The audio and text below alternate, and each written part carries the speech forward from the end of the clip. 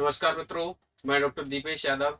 हर बार की तरह से आज फिर हम 70 प्रश्नों की प्रश्नोत्तरी लेकर के आए हैं। जैसा कि हर बुधवार को हम 70 प्रश्नों की संपूर्ण साहित्य से प्रश्नोत्तरी का आयोजन करते हैं 5:30 बजे। तो आइए देखते हैं। इससे पहले हमने 3 प्रश्नोत्तरियों को संपन्न कराया है। ये चौथी प्रश्नोत्तरी है। तो इसमें 70 प्रश्न रखे गए। देखिए इसमें पहला प्रश्न है, निम्नलिखित नाटकों का सही मिलान कीजिए। मुन्नी बाई, एक साइड में नाटक दे रखे हैं, एक साइड में नाटककार है।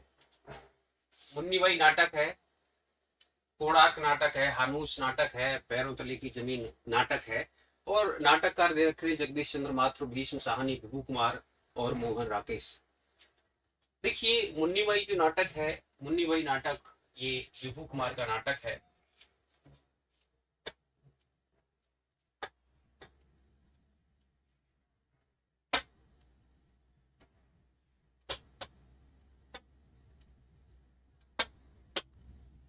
ये मुन्नी बाई नाटक ये विभू कुमार का नाटक है।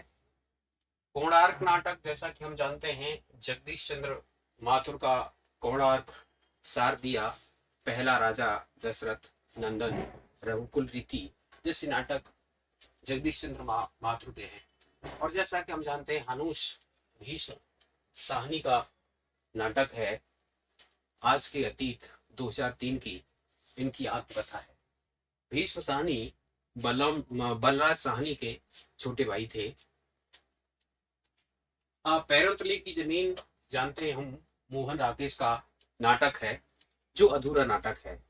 तो देखिए इसका जो संगत विकल्प होगा, मुन्नी बाई, विभू कुमार, कोणार्क, जगदीश चंद्र माथुर, हानूस, भीष्म साहनी, पैरों तले की जमीन, ये नाटक अधूरा नाटक है। कमलेश्वर के द्वारा इसे पूरा किया गया था।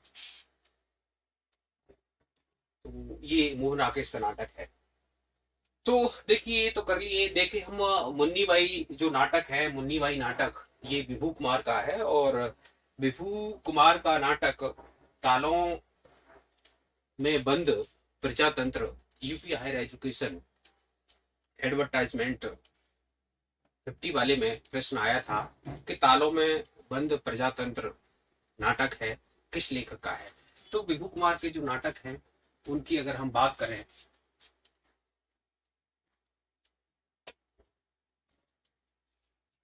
विभू कुमार के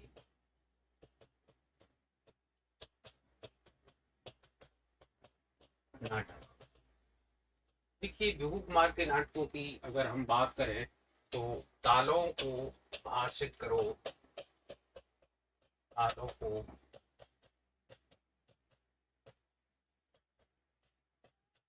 भाषित करो, इच्छा करे, पुकार, वासंग,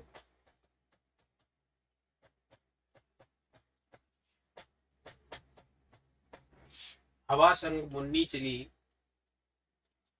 बेदारो दीवार। देखिए यहाँ से हम विभू कुमार के जो नाटक हैं उन विभू कुमार के नाटकों को एक तो याद रख सकते हैं, और एक अगर कहीं क्रम से पूछा जाता है कि विभू कुमार के नाटकों को क्रम से लगाइए तो इनको हम क्रम से भी लगा सकते हैं। देखिए ये तालों से, तालों में बंद प्रजातंत्र, ये बनेगा इनका नाटक। और दूसरा भाषित से अपरिभाषित,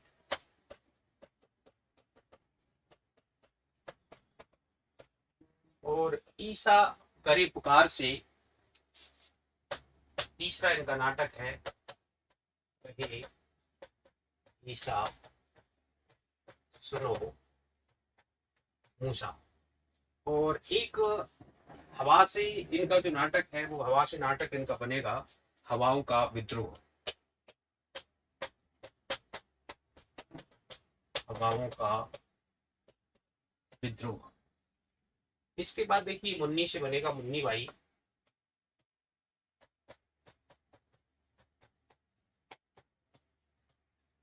और बेदारो दीदा दीवार से बनेगा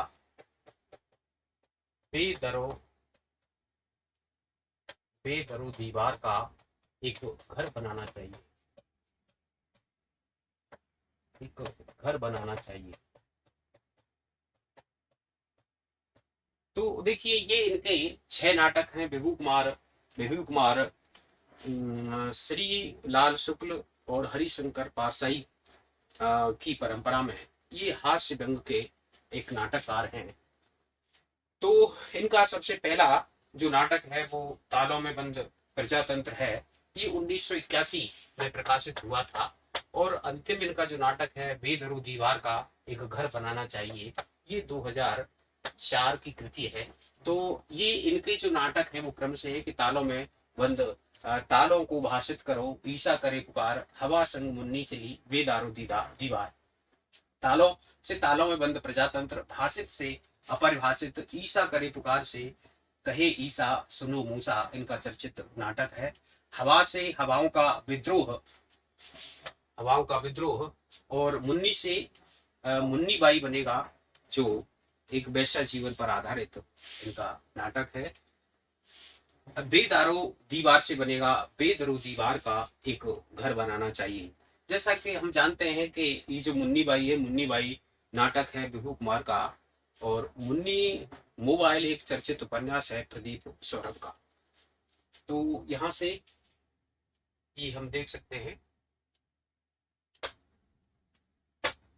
मुन्नी बाई जो नाटक है वो विभू कुमार का है। आगे हम देखें दूसरा मोहन राकेश के नाटक। मोहन राकेश के नाटक, तो हम जानते हैं कि मोहन राकेश ने 3 नाटक लिखे थे। एक इनका नाटक था आषाढ़ों की लहर, एक आधे अधूरे, और एक पैरों तले की जमीन। तो देखिए इनकी जो पैरों तले की जमीन जो नाटक है ये अपूर्ण नाटक है, इसको कमलेश्वर के द्वारा पूर्ण किया गया था। तो पूछ लेता है कि बताइए मोहन राकेश का कौन सा नाटक अपूर्ण रहा था। तो मोहन राकेश के नाटक एक है आषाढ़ का एक दिन, दूसरा नाटक है लहरों के राजहंस, लहरों के राजहंस, तीसरा इनका नाटक है वो नाटक है आधे अधूरे, और चौथा इनका नाटक है पैरों तले की जमीन।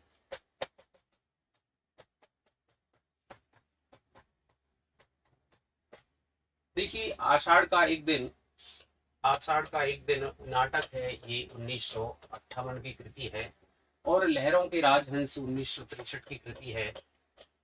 आधे अधूरे ये 1969 की कृति है, और ये अधूरा नाटक है, इसको कमलेश्वर के द्वारा पूर्ण किया गया था।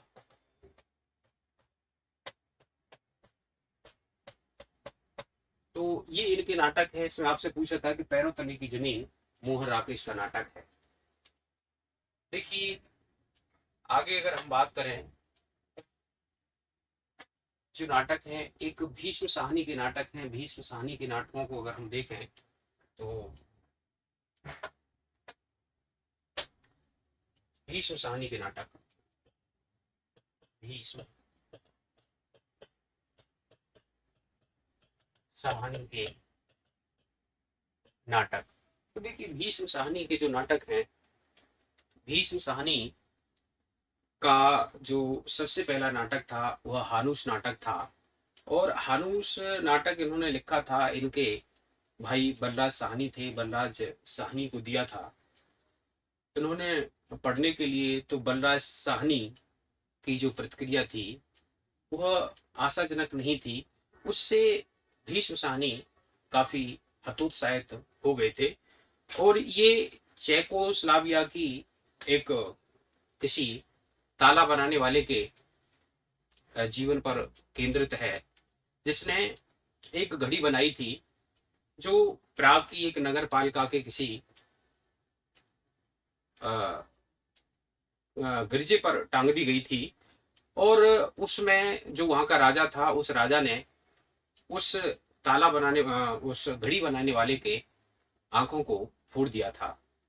लेकिन उसमें एक कलाकार के जो कर्तव्य है कि कलाकार अगर चाहे तो अपनी कृति को किसी भी परिस्थिति में वह नष्ट नहीं करना चाहता। उसके पास एक बार घड़ी खराब हो गई थी, तो घड़ी बनाने का मौका आया था, तो वो चाहता उसको नष्ट कर देता, लेकिन उसकी जो आत्मा है, उस आत्मा ने उस पर विजय पाई और उस घड़ी को उसने नष्ट नहीं किया था। तो ये एक कलाकार का द्वंद इसमें प्रदर्शित किया गया है। पहला नाटक हानूस, और ये पहला नाटक हानूस 1977 में ये पहले मंचित हुआ था, उसके बाद प्रकाशित हुआ था, और फिर उसके बाद भीष्म साहनी ने और भी नाटक लिखे। तो देखिए, इनके नाटक हैं, इनके नाटकों की अगर हम बात करें तो भीष्म के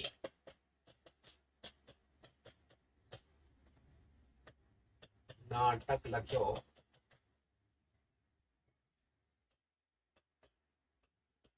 भीष्म तीक्ष्ण तीर, हाँ कबीरा, माधव हुआ, रंग दे आलमगीर। तो इनके जो नाटक हैं वो नाटक, ये 6 नाटक इन्होंने लिखे थे। पहला जो नाटक है हानूस, हानूस नाटक ये 1977 की कृति है पहली। फिर कबीरा से बनेगा कबीरा खड़ा बाजार में,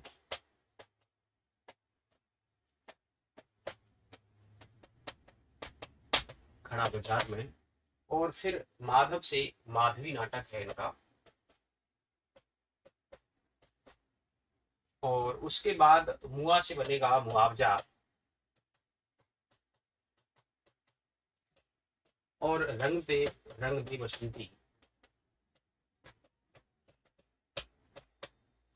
चूल्हा, जलियांवाला बाग हत्याकांड पर आधारित है चूल्हा है ये, जलियांवाला बाग हत्याकांड पर ये रंग दे बसंती चूल्हा है, जिसमें एक स्त्री का पति उस नरसंहार में मृत्यु को प्राप्त होता है।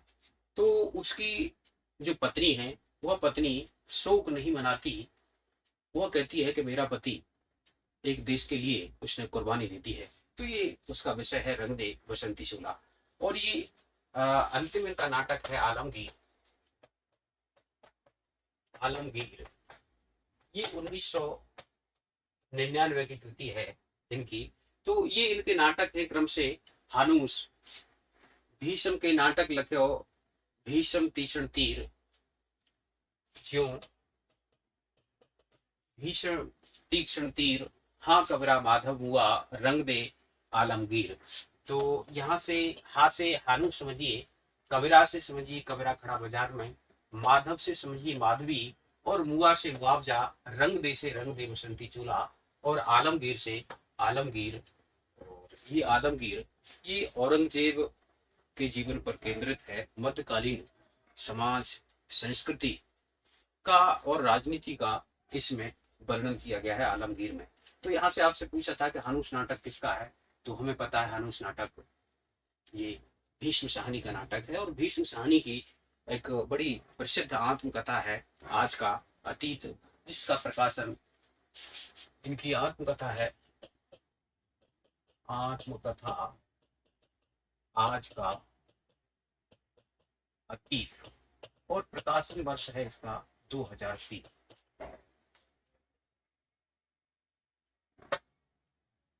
देखिए, इसके बाद जगदीश चंद्र माथुर की बात करें हम, तो जगदीश चंद्र माथुर का जो नाटक है उनको देखिए। जगदीश चंद्र माथुर के नाटक। देखिए जगदीश चंद्र माथुर के जो नाटक हैं उनकी अगर हम बात करें तो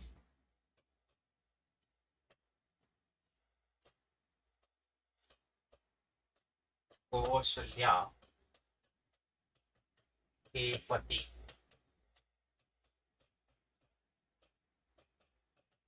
राजा दशरथ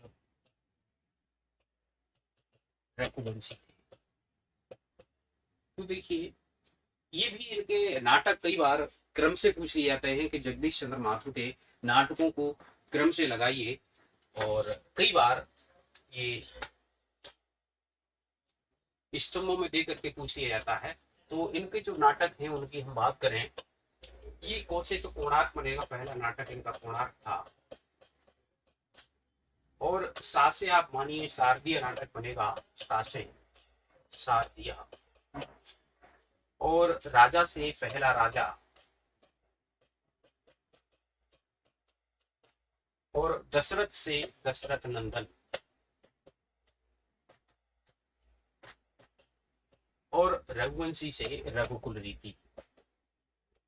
रघुकुल रीति इनका अंतिम नाटक है। पहला नाटक कोणार्क है और अंतिम नाटक रघुकुल रीति है। ये सारे नाटक जो यहाँ पर चर्चा की गई है, ये सारे नाटक इनके क्रम से हैं, चाहे वो मोहन राकेश के नाटक हो, मोहन राकेश के नाटक आषाढ़ की लहर, आधी अधूरी, पैरों में मोहन राकेश के, तो आषाढ़ का एक दिन, फिर लहरों के राजहंस, आषाढ़ का एक दिन 1958 की कृति, लहरों के राजहंस 1963 की कृति, आधे अधूरे 1969 की कृति, और पैरों तले की जमीन जो अपूर्ण रचना है जिसको इनके मित्र कमलेश्वर ने पूरा किया था।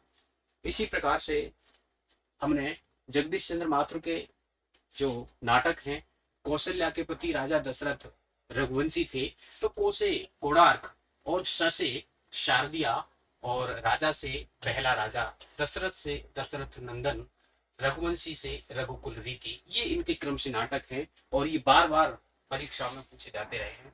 तो चलिए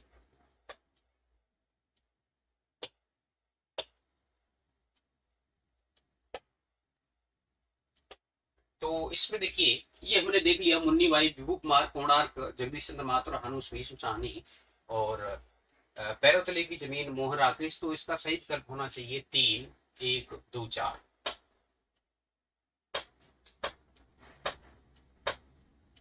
3, 1, 2, 4 इसका सही विकल्प बी होगा। दूसरा प्रश्न देखिए, महादेवी वर्मा कृत यामा में कौन सा कविता संग्रह संकलित नहीं है? जैसा कि हम जानते हैं कि महादेवी वर्मा का जो यामा संकलन है, इसमें 4 कविता संग्रह शामिल हैं। देखिए यामा 1940 की रचना है, इसमें 4 कविता संग्रह हैं। देखिए पहला है निहार, दूसरा है रश्मि, तीसरा है निहार रश्मि मिर्जा, और चौथा है दीप शिखा। निहार 1930 की कृति है, रश्मि 1932 की है, मिर्जा 1935 की है, और दीप शिखा 1936 की है। इन चारों को इस यामा संग्रह में संकलित कर दिया गया। जैसा कि हम जानते हैं, निहार 1930 में निहार की जो भूमिका थी वो अयोध्या सिंह उपाध्याय हरिओद ने लिखी थी, और यामा पर 1982 का साहित्य ज्ञानपीठ पुरस्कार महादेवी वर्मा को दिया गया था। ज्ञानपीठ पुरस्कार, जैसा कि हम जानते हैं, ज्ञानपीठ पुरस्कार सबसे पहले पंत को मिला था। पंत राम आगे, फिर वर्मा दावेदार, मेहता के निर्मल कुमार, अमर श्री केदार। तो सबसे पहले सुमित्रा नंदन पंत को चिदम्बरा पर 1964 में, उसके बाद रामधारी सिंह दिनकर को उर्वशी पर 1972 में, और फिर अग्गे को 1978 में कितनी नावों में कितनी बार, और 1982 में महादेवी वर्मा को यामा संकलन पर, और 1984 से ये पुरस्कार किसी एक कृति पर न दिया जाकर संपूर्ण संग्रह पर दिया जाने लगा और कृष्णा सूक्ति को ये पुरस्कार 2017 में मिला है। उसके बाद किसी भी हिंदी कवि या लेखक को ये पुरस्कार नहीं दिया गया है। तो इसमें ये जो कौन सी रचनाएं यामा में कौन सा कविता संग्रह संकलित नहीं है, देखिए निहार है, रश्मि है, नीरजा है और निहार, रश्मि, नीरजा, देखिए शांत गीत है,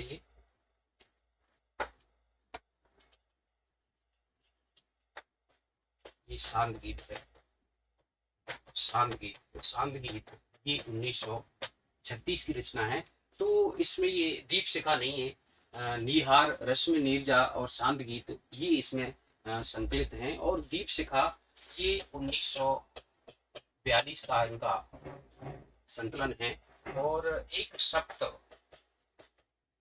वर्णी भी इनका संकलन है जिसमें 1960 की कृति है। इसमें जो ऋग्वेद है, ऋग्वेद के श्लोकों का हिंदी में अनुवाद किया गया है। तो ये यहाँ पर हम देख सकते हैं कि महादेव वर्मा कृत यामा में कौन सा कविता संग्रह संकलित नहीं है। तो यहाँ पर हम बात करेंगे दीपशिखा, इसका दो का सी सही विकल्प होगा। अगला देखिए, महावीर प्रसाद द्विवेदी के काव्य संग्रह कविता कलाप में निम्नलिखित में से किस कवि की रचनाएं शामिल नहीं थी। देखिए, महावीर प्रसाद द्विवेदी का एक संग्रह है कविता कलाप। कविता क्या है, इस प्रकार के इन्होंने कविता संग्रह भी किए और निबंध भी लिखे। तो इसमें हम देखें कविता कलाप में इन्होंने 5 कवियों की रचनाओं को संकलित किया था। जिस प्रकार अग्गे ने सप्तक के अंतर्गत 7 कवियों की रचनाओं को संकलित करके 4 सप्तक तैयार किए, उसी प्रकार से महावीर प्रसाद द्विवेदी ने कविता कलाप के अंतर्गत 5 कवियों की कविताओं को संकलित किया। अब देखिए, इसमें 5 कवि कौन से थे, उनकी हम बात करें तो मेरी कामना पूर्ण करो,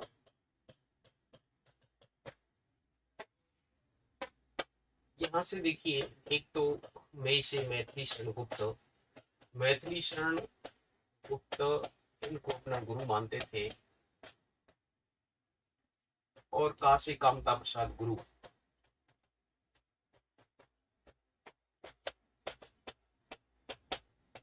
म से महावीर प्रसाद द्विवेदी, खुद की इसमें कविताएं भी संकलित थी महावीर प्रसाद द्विवेदी। ना से नाथूराम शर्मा शंकर,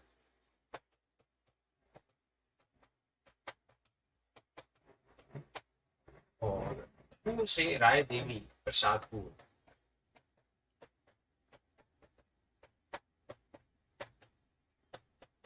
तो इन 5 कवियों की रचनाएं कविता कलाप के अंतर्गत संकलित थी। तो आपसे पूछा गया कि महावीर प्रसाद द्विवेदी के काव्य संग्रह कविता कलाप में निम्नलिखित में से किस कवि की रचना शामिल नहीं थी। तो मैथिली शरण गुप्त की थी, कामता प्रसाद गुरु की थी, महावीर प्रसाद द्विवेदी की थी, लेकिन हरिओद की इसमें नहीं थी। तो मेरी कामना पूर्ण करो में से मैथिली शरण गुप्त, का से कामता प्रसाद गुरु, म से महावीर प्रसाद द्विवेदी, ना से नाथूराम शर्मा शंकर और पूर्ण से राय देवी सिंह प्रसाद पूर्ण।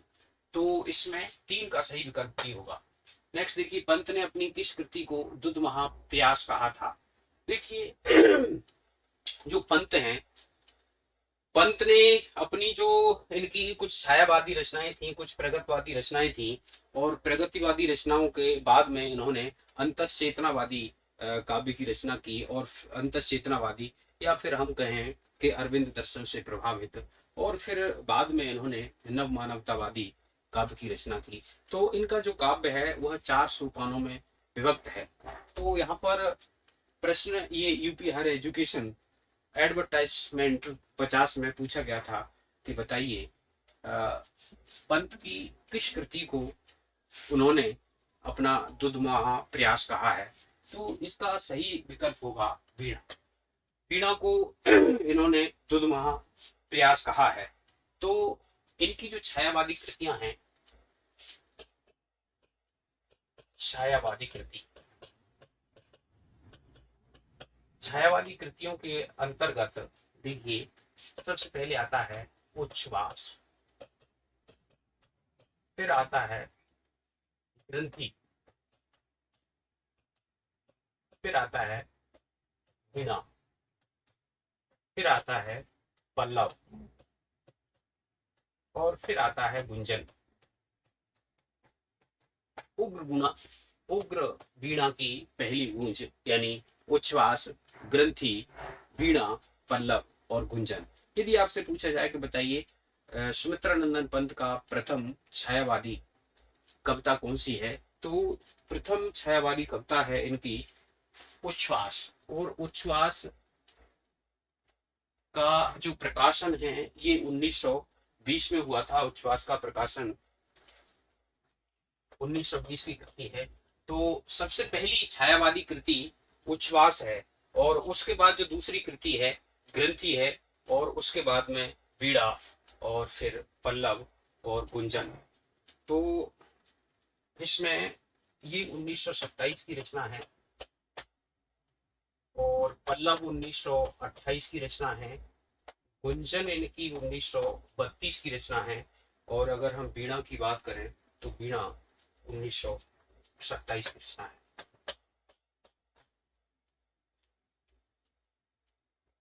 और इसमें जो ग्रंथि है, ग्रंथि और उच्छ्वास दोनों 1920 की कृति है।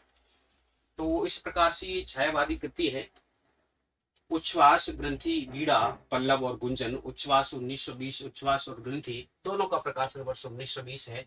वीणा 1927 की रचना है, पल्लव 1928 की रचना है, जिसकी पल्लव की जो भूमिका है इसको छायावाद का मैनिफेस्टो कहा जाता है।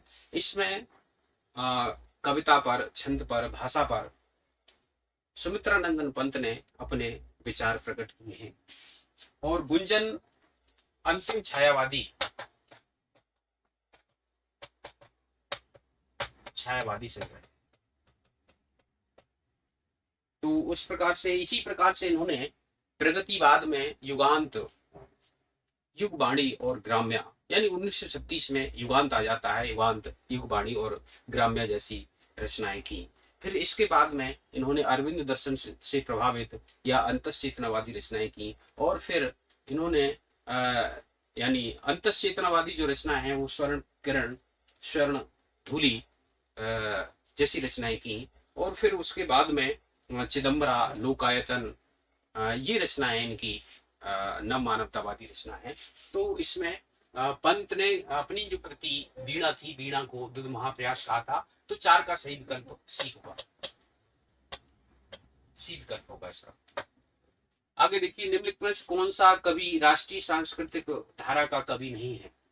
देखिए, राष्ट्रीय सांस्कृतिक धारा के कवियों की अगर हम बात करें तो राम नरेश त्रिपाठी, रामधारी सिंह दिनकर, माखनलाल चतुर्वेदी, और रामधारी सिंह दिनकर, माखनलाल चतुर्वेदी, और इसके साथ ही बालकृष्ण शर्मा, नवीन का नाम भी आता है, और नरेंद्र शर्मा राष्ट्रीय सांस्कृतिक धारा के कवि नहीं है। तो राष्ट्रीय सांस्कृतिक धारा के कवियों की अगर हम बात करें,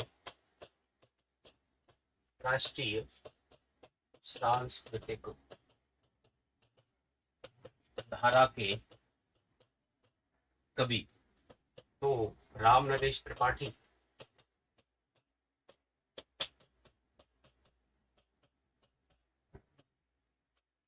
माखनलाल चतुर्वेदी,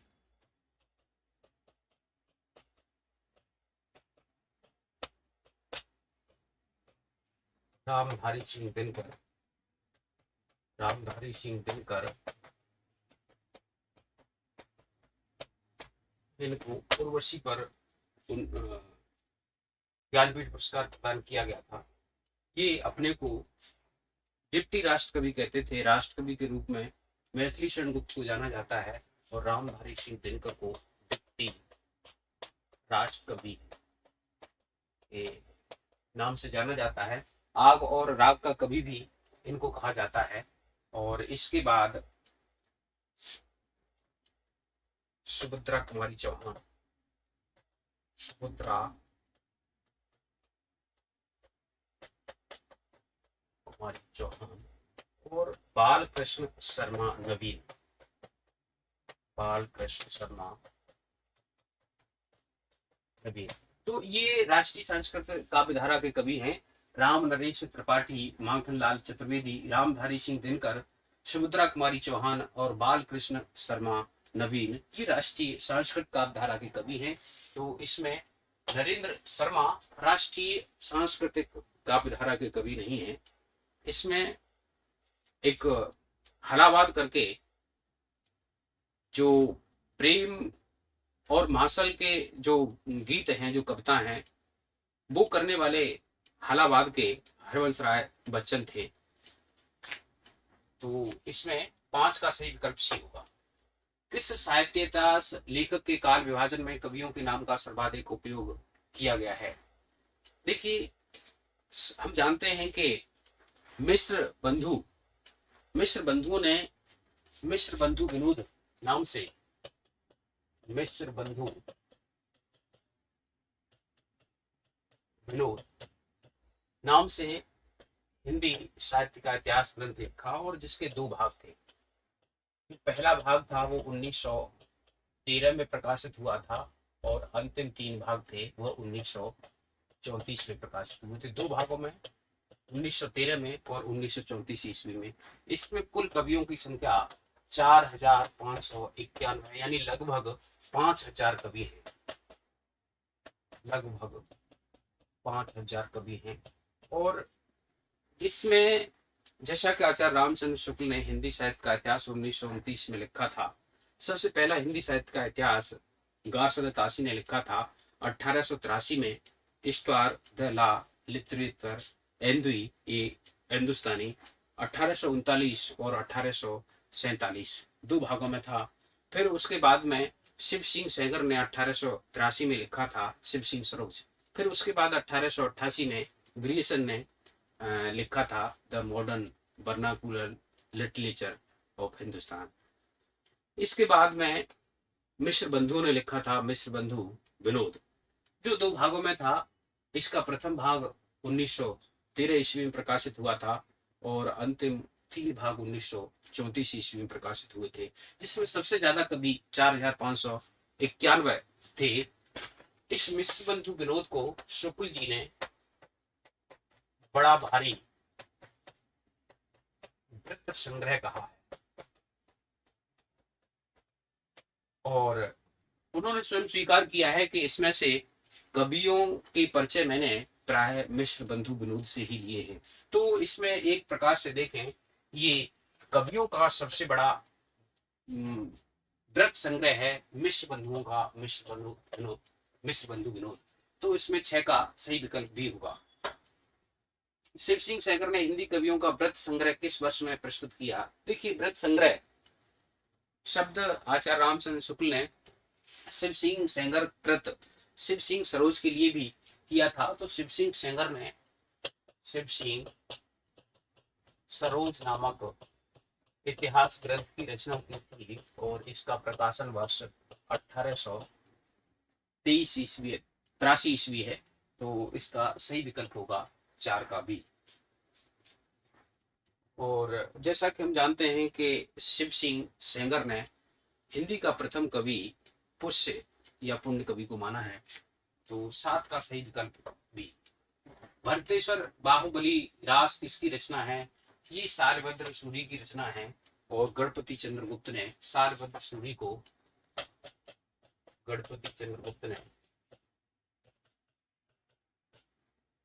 सूरी को हिंदी का प्रथम कवि माना है, सारभद्र सूरी को। तो 8 का सही विकल्प सी होगा। संतन को कहा सीकरी सो काम, आवत जात पनिया टूटी, बिसर गयो हरि नाम। तो ये कुंभन दास की चर्चित पंक्तियां हैं। ये अकबर के यहाँ पर एक बार गए थे, और वहां जाकर के इन्होंने काफी पश्चाताप किया था कि मुझे नहीं आना चाहिए था, और उन्होंने कहा था कि संतन को कहा सीकरी सु काम, यानी फतेहपुर सीकरी में संतों का क्या काम है। आवत जात पन्हिया, यानी चप्पलें टूट गई, जूते टूट गए, और बिसर गया और नाम, यानी राम के नाम में भी विघ्न बाधा पड़ गई। तो ये कुंभन दास की पंक्ति हैं, और इनमें जो कुंभन दास हैं ये अष्टछाप के कवियों में, अष्टछाप के कवियों में सबसे वरिष्ठ माने जाते हैं। तो पूछ लिया जाता है प्रश्न कि अष्टछाप के कवियों में सबसे वरिष्ठ कवि कौन है, तो कुंभन दास हैं, और सबसे कनिष्ठ कवि नंददास हैं, सबसे छोटे कवि नंददास हैं। तो इसका सही विकल्प डी होगा, 9 का डी। जल में कुंभ, कुंभ में जल है बाहर भीतर पानी, फूटा कुंभ जल जल है समाना, यह तत् कथो ज्ञानी। ये पंक्तियां में कौन सा दर्शन है? देखिए यहां से हमें पता चल रहा है कि जल में कुंभ, कुंभ में जल है बाहर भीतर पानी, यानी आत्मा और परमात्मा के अद्वैत की चर्चा यहाँ पर की गई है कि आत्मा और परमात्मा एक हैं, अर्थात जब आत्मा शरीर छोड़ती है तो उस परमात्मा में विलीन हो जाती है। उसी प्रकार से जिस प्रकार से किसी कुंभ में भरा हुआ जल, वह जल इन जल में विलीन हो जाता है। तो इसमें अद्वैत भाव का दर्शन है, और कबीरदास जी का जो दर्शन था वह अद्वैतवाद का दर्शन था। ये शंकराचार्य का अद्वैतवाद है, 10 का ए सही है। कैलाश वाजपेयी की साहित्य अकादमी पुरस्कार से सम्मानित काव्य रचना। हम जानते हैं कि कैलाश वाजपेयी को हवा में हस्ताक्षर, ये इनका काव्य संकलन है, इस पर 2009 का साहित्य अकादमी पुरस्कार मिला था। तो हवा में हस्ताक्षर कृति पर कैलाश वाजपेयी को साहित्य अकादमी पुरस्कार मिला था। हम जानते हैं कि पहला प्रथम साहित्य अकादमी पुरस्कार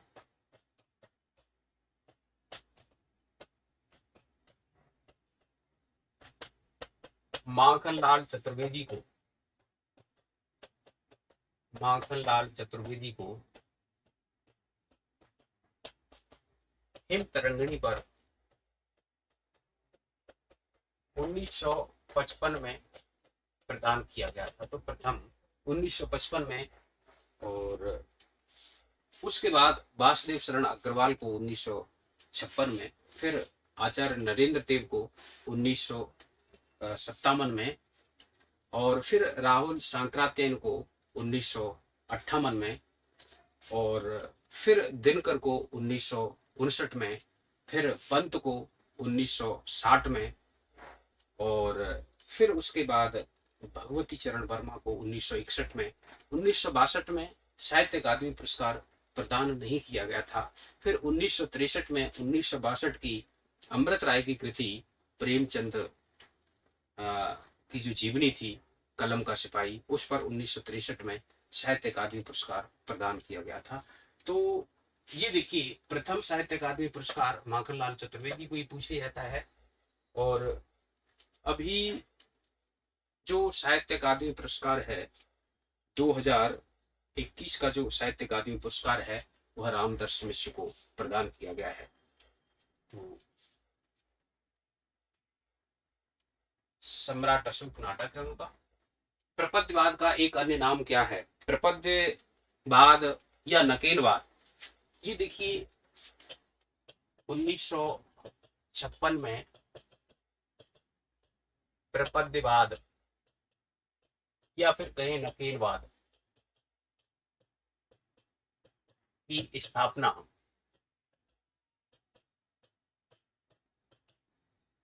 नलिन बिलोचन शर्मा ने की थी। नलिन बिलोचन शर्मा।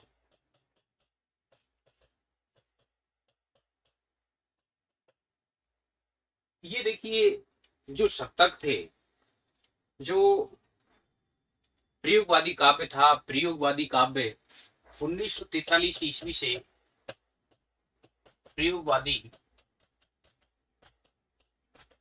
काव्य का प्रारंभ हो जाता है तार सप्तकी प्रकाशन से। तो यहाँ पर नलिन बिलोचन शर्मा ने कहा कि प्रयोगवादी आगे या तार सप्तक के कवि नहीं है, सप्तक के कवि नहीं है, प्रयोगवादी हम हैं, ये तो प्रयोगशील हैं। तो इसका विरोध भी किया था आगे ने तृतीय सप्तक की जो भूमिका है उसमें इस प्रपद्यवाद को लेकर के काफी आलोचना की थी नलिन बच्चन शर्मा की। अब देखिए यहाँ पर ये प्रश्न बनता है कि जो प्रपद्यवाद है इसकी स्थापना कब हुई थी, तो ध्यान रखिए एक ये महत्वपूर्ण तथ्य है कि प्रपद्यवाद की स्थापना 1956 ईस्वी में होती है, 1956 ईस्वी में। और इसमें कौन कौन से कवि थे, तो इसमें बिहार के 3 कवि थे, बिहार के 3 कवि थे और उन 3 कवियों के नाम के प्रथम अक्षर से ही यहाँ पर नकेल बना है। एक तो नलिन बिलोचन शर्मा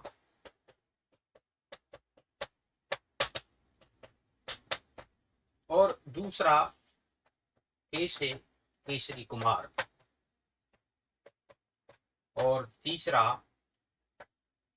नरेश। तो ये नरेश मेहता ये नहीं है जो दूसरे सप्तक के कवि हैं कि इसमें वह नरेश मेहता नहीं है, ये नरेश बिहार के कवि थे। तो इन 3 कवियों के प्रथम अक्षर यानी न से न, के से केसरी और न से नरेश, ये पूछ लिया जाता है कि इसमें प्रपद्यवाद में किस कवि का नाम नहीं आता। तो एक नलिन बिलोचन शर्मा है, केसरी कुमार हैं और नरेश हैं। तो ये देखिए यहाँ पर इसका प्रपद्यवाद का एक अन्य वाद नकेलवाद है, 12 का सही विकल्प है। प्रकाशन काल की दृष्टि से क्रमशः निराला जी की इन रचनाओं का सही वर्ग है। देखिए अगर हम बात करें राम की शक्ति पूजा, ये 1936 ईस्वी की रचना है। तुलसीदास 1938 ईस्वी की रचना है और सरोज स्मृति 1935 की रचना है और कुकुरमत्ता इनकी 1942 ईस्वी की रचना मानी जाती है। जैसा कि हम जानते हैं कि कुकुरमत्ता का जो प्रथम प्रकाशन है यह 1941 में हुआ था, लेकिन ये प्रकाशित पुस्तक रूप में 1942 में हुई थी।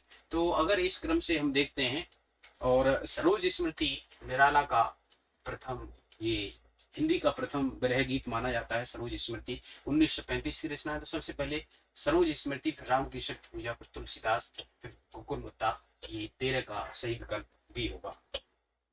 कुकुरमुत्ता इनकी प्रगतिवादी कविता है और कुकुरमुत्ता काव्य संग्रह है। कुकुरमुत्ता काव्य संग्रह में 8 कविताएं संकलित हैं।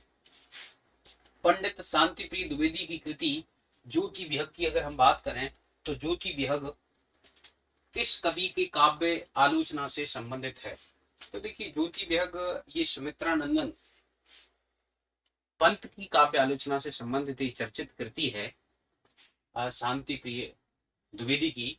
तो इसका सही विकल्प होगा 14 का ए। लोहे के पंख उपन्यास के लेखक, ये लोहे के पंख चर्चित उपन्यास है हिमांशु श्रीवास्तव का, 15 का सही विकल्प भी होगा। खुले गगन के सितारे उपन्यास की लेखिका मधु कांकरिया हैं, 16 का सही विकल्प होगा ए। छायावाद का पतन, ये डॉक्टर देवराज की ये समीक्षा कृति है डॉक्टर देवराज की।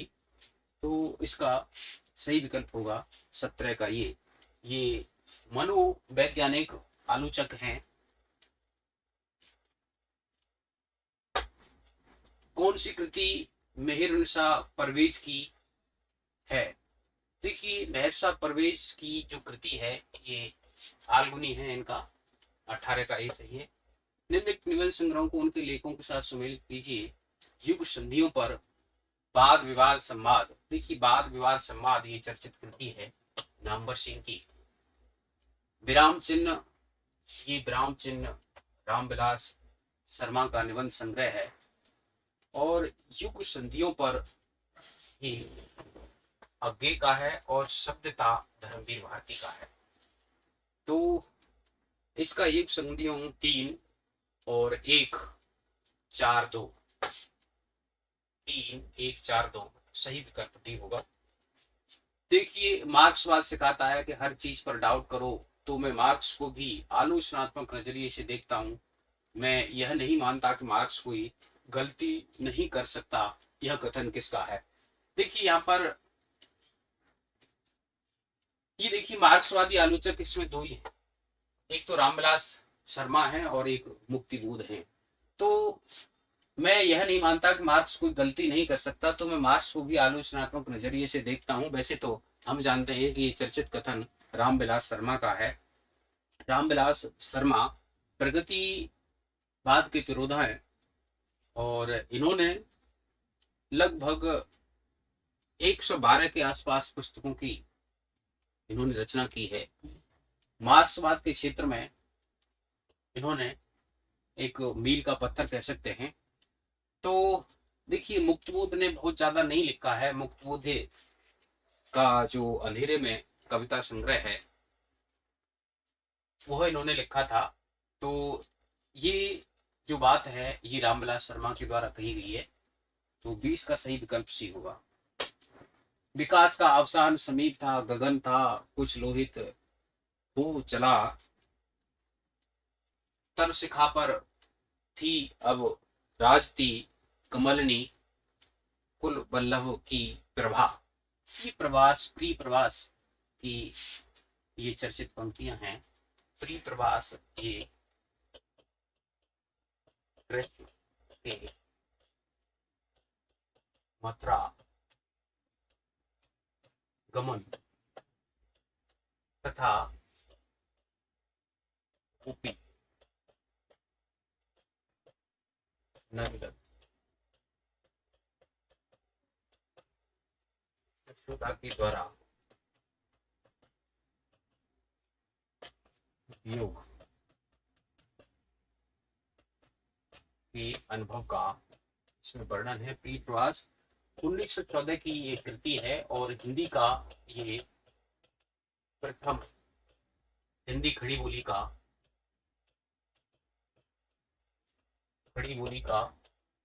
प्रथम महाकाव्य माना जाता है साकेत। 1914 सॉरी प्री प्रवास। साकेत ये मैथिली शरण की रचना है, 1931 की है। वैदेही वनवास हरिऔध की है। यशोधरा मैथिली शरण गुप्त की है। तो इसका सही विकल्प होगा 21 का बी। ये पंक्तियां दिवस का अवसान समीप था, गगन था कुछ लोहित हो चला, तर शिखर पर थी राजती कमलनी, कुल वल्लभ की प्रभा। ऐसी ये पंक्तियां प्री प्रवास की 21 का सही विकल्प भी होगा। बेगाने घर में उपन्यास की लेखिका। देखिए बेगाने घर, ये उपन्यास मंजुला भगत का चर्चित उपन्यास है बेगाने घर में। तो इनके देखिए गंजी, अनारो,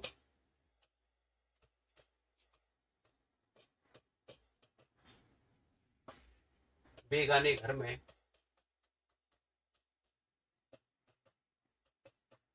ये इनके उपन्यास हैं मंजुला भगत की। तो 22 का सही विकल्प भी होगा। इस उपन्यास के कथानक का संबंध औपनिषदिक युग से है। देखिए ये अनामदास का पोथा है। ये छांदोग्य उपनिषद के आधार पर लिखित उपन्यास है और ये हजारी प्रसाद द्विवेदी का अंतिम उपन्यास है।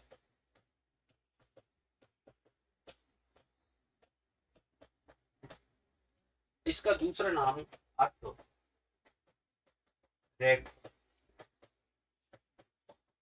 आख्यान भी है। हजारी प्रसाद द्विवेदी ने, देखिए हम बात करें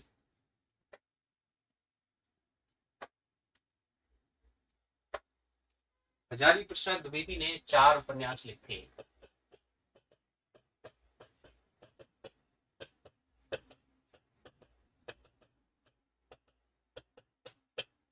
हजारी प्रसाद द्विवेदी के 4 उपन्यास हैं। एक है बाण भट्ट की आत्मकथा। ये इनका क्रम कई बार पूछ लिया जाता है। दूसरा है 4 चंद्रलेख, तो ये क्रम से ही है। तीसरा है पुनर्वा, और चौथा है अनाम दास का पोथा, और इसी को कहते हैं अर्थ रैक व आख्यान। ये 1946 की कृति है, ये 1963 की कृति है, ये 1973 की कृति है, और ये 1976 की कृति है। तो ये क्रम से अगर आपसे पूछा जाए तो बाण भट्ट की आत्मकथा काफी चर्चित उपन्यास है, हजारी प्रसाद द्विवेदी का। तो पहला उपन्यास बाण भट्ट की आत्मकथा 1946, चार चंद्रलेख 1963, पुनर्वा 1973, अनामदास का पूथा, और इसी का दूसरा नाम अथरेक आख्यान है। और ये उपनिषद को आधार बना करके इसकी रचना की गई थी 1976, इसका प्रकाशन वर्ष है। तो इसमें आपसे पूछा गया है कि किस उपन्यास के कथानक का संबंध औपनिषदिक युग से है, तो अनामदास का पोथा। तो इसमें उपनिषदों की जो एक जानकारी है, उस जानकारी का उपयोग, जैसा कि हम जानते हैं, ये ऐतिहासिक सांस्कृतिक परंपरा के आलोचक हैं हजारी प्रसाद द्विवेदी, और इन्होंने आदिकाल नामकरण दिया था। और भक्ति आंदोलन के उदय के संबंध में रामचंद्र शुक्ल का पहली बार विरोध करने वाले जो आचार्य हैं वो हजारी प्रसाद द्विवेदी है। और उन्होंने कहा था, इनका कथन बड़ा चर्चित है, कि मैं जोर देकर कहना चाहता हूँ कि यदि मुसलमान न आए होते तो भी भक्ति का बारहाना वैसा ही होता जैसा अब है। तो इसका 23 का सही विकल्प डी होगा। आगे देखिए, महादेवी वर्मा की किस रचना में स्त्री विमर्श है। महादेवी वर्मा की जो इस श्रृंखला की कड़ियां हैं, ये स्त्री विमर्श की चर्चित निबंध है, ये कृति है। और पद के साथी स्मृति की रेखाएं, ये इनके संस्मरण है। अतीत के चलचित्र, ये इनका रेखा चित्र है। तो 24 का सही विकल्प है। हिंदी में मनोविश्लेषणवादी लेखक त्रय के रूप में प्रसिद्ध हैं। देखिए, हिंदी में मनोविश्लेषणवादी लेखक त्रय के रूप में हम जानते हैं कि एक जैनेन्द्र का नाम आता है, एक इलाचंद जोशी, और एक अज्ञे। इन तीनों का नाम लेखक त्रय के रूप में, मनोविश्लेषणवादी लेखक त्रय के रूप में आता है। जैनेन्द्र, इलाचंद जोशी और अज्ञे का नाम आता है। तो 25 का सही विकल्प होगा बी। काव्य भाषा के संबंध में असंगत का चयन कीजिए। परमानंद श्रीवास्तव काव्य भाषा के गठन के विश्लेषण में शब्द विन्यास को सबसे महत्वपूर्ण इकाई मानकर चलते हैं। देखिए, काव्य भाषा हिंदी की आलोचनात्मक शब्दावली, जैसी कुछ आलोचनात्मक शब्दावलियां पाठ्यक्रम में लगी हुई हैं, तो उसमें काव्य भाषा के संबंध में परमानंद श्रीवास्तव का विचार है कि काव्य भाषा के गठन के विश्लेषण में जो वाक्य विन्यास है वह सबसे महत्वपूर्ण इकाई है। वाक्य विन्यास को मानते हैं, ये गलत है। वाक्य विन्यास को सबसे महत्वपूर्ण इकाई के रूप में परमानंद श्रीवास्तव मानते हैं। और काव्य भाषा संदर्भगत और बिंबात्मक होती है। देखिए, ये भी ठीक है। साहित्यिक कला की परिमार्जित भाषा किसी अन्य वस्तु के लिए साधन नहीं है, वह अपने आप में साध्य है, आंतरिक महत्व और सौंदर्य की वस्तु है। काव्य भाषा के संबंध में यह कथन हक्सले का है, ये भी ठीक है और ये भी ठीक है। आचार्य विश्वनाथ रसात्मक वाक्यम काव्यम कहकर और पंडित राज जगन्नाथ रमणीयार्थ प्रतिपाद कह शब्द काव्यम कहकर शब्द या काव्य भाषा के महत्व को स्वीकार करते हैं। देखिए, यहाँ पर आचार्य विश्वनाथ रसात्मक वाक्यम काव्यम यानी रसात्मक वाक्य ही काव्य है। तो यहाँ से ये प्रकारांतर से ये काव्य भाषा का ही समर्थन करते हैं। तो बी, सी और डी विकल्प सही है।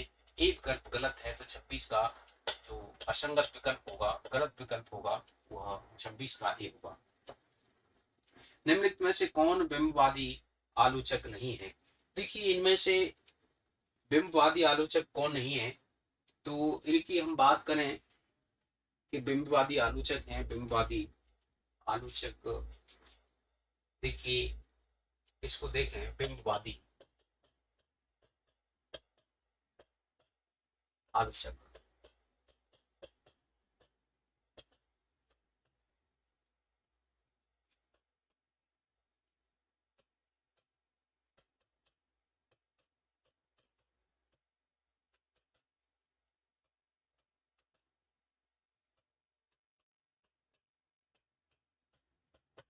में फिलहाल लिटिल पाउंड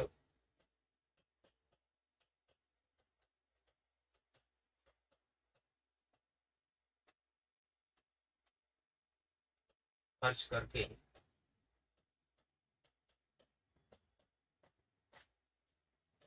कार्लोस से गुड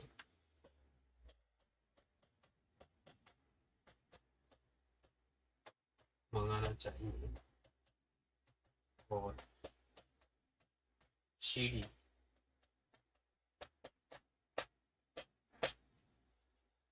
उतर कर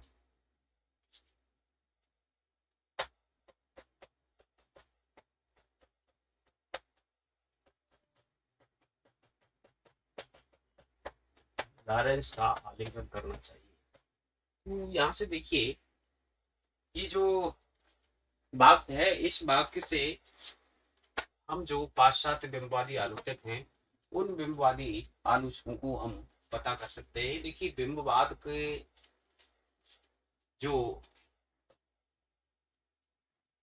बिंबवाद शब्द, बिंबवाद को जो आलोचक हैं, उन आलोचकों की हम बात करें तो हमें से देखिए ह्यूम, टी ह्यूम,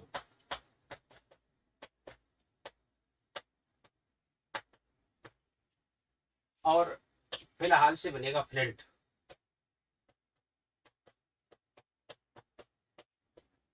लिटिल से देखिए बनेगा ड्रिलिटिल, ड्रिलिटिल, और पाउंड से एजरा पाउंड, एजरा पाउंड, और कार्लोस से कार्लोस विलियम्स, ये भी बिंबवादी आलोचक हैं। और गुड से गुड हिचर,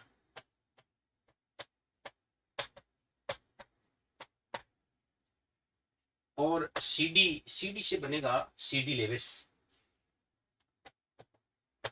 सीडी लेविस, और लॉरेंस से D H Lawrence, D H Lawrence, आलिंगन, आलिंगन से बनेगा रिचर्ड आलिंगटन, रिचर्ड आलिंगटन। तो इस प्रकार से देखिए, यहाँ से हम ये याद कर सकते हैं कि बिंबवादी जो आलोचक हैं, बिंबवादी आलोचकों में हमें फिलहाल लिटिल पाउंड खर्च करके कार्लोस से गुड़ मंगाना चाहिए और सीडी उतरकर लॉरेंस का आलिंगन करना चाहिए। तो इस वाक्य के माध्यम से आप ये बिंबवादी जो आलोचक हैं उनको याद कर सकते हैं। हमें से यानी ह्यूम, टी ह्यूम बनेगा, और फिल से बनेगा फ्लिंट, और लिटिल से बनेगा ड्रिल लिटिल, और पाउंड से एजरा पाउंड, कार्लोस से कार्लोस विलियम्स, गुड से गुड हेचर, सीडी से सीडी लेविस, और लॉरेंस से डी एस लॉरेंस, और आलिंगन से रिचर्ड आलिंगटन। तो यहाँ पर अगर हम देखें कि निम्नलिखित में से कौन बिंबवादी आलोचक नहीं है, टी ह्यूम है, फिलिंट है, ड्रिल लिटिल है, लेकिन पेन बारेन नहीं है। और पेन बारेन ये नई समीक्षा के आलोचकों में पेन बारेन का नाम आता है। स्पिनगार्न, पेन बारेन, और इनका नाम आता है। तो 27 का इसमें से डी विकल्प सही होगा। निम्नलिखित में से कौन सी एक काम दशा नहीं है, अभिलाषा, चिंता, निर्वेद, स्मृति। तो इसमें देखिए 10 काम दशाएं हैं, 10 काम दशा, अभिचिंता, स्मृति कथन, अति उद्वेग, प्रलाप,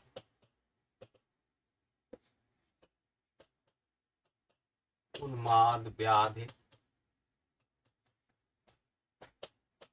जड़ता सहित वो विमरण खुदा। तो यहाँ से देखिए जो 10 काम दशा हैं उसमें यहाँ से अभी से बनेगा अभिलाषा, अभिलाषा, चिंता, स्मृति, गुण कथन, उद्वेग,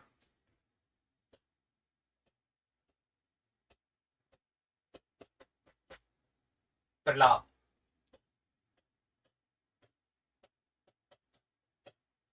उन्माद,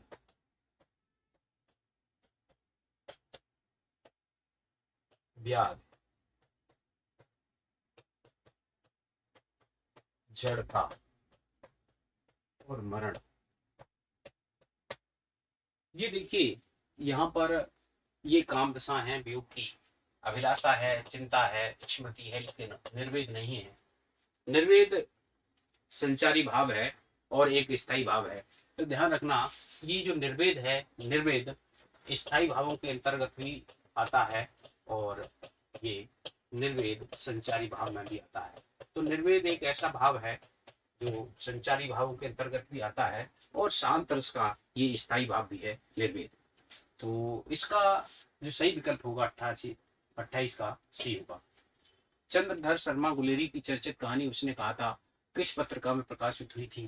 देखिए इनकी एक कहानी से ही चर्चित होने वाले जो लेखक हैं चंद्रधर शर्मा गुलेरी हैं, ये जयपुर से 1902 में इन्होंने समालोचक पत्रिका प्रकाशित की थी। 1902 ईस्वी में जयपुर से समालोचक पत्रिका प्रकाशित करते थे और इनकी जो कहानियां हैं वो इनकी कहानी है बुद्धू का कांटा। 3 कहानियां इनकी चर्चित हैं, बुद्धू का कांटा, सुखमय जीवन और उसने कहा था कहानी से ये चर्चित हो गए थे। और उसने कहा था जो कहानी है ये 1915 ईस्वी में सरस्वती पत्रिका में प्रकाशित हुई थी। तो चंद्रधर शर्मा गुलेरी की चर्चित कहानी उसने कहा था किस पत्रिका में प्रकाशित हुई थी? सन 1915 में सरस्वती पत्रिका में प्रकाशित हुई थी। तो इसका सही विकल्प होगा 29 का ए। असंगत युग्म पहचानिए। देखिए सरस्वती पत्रिका 1900 ईस्वी में इसका प्रकाशन हुआ था। चिंतामणि घोष इसके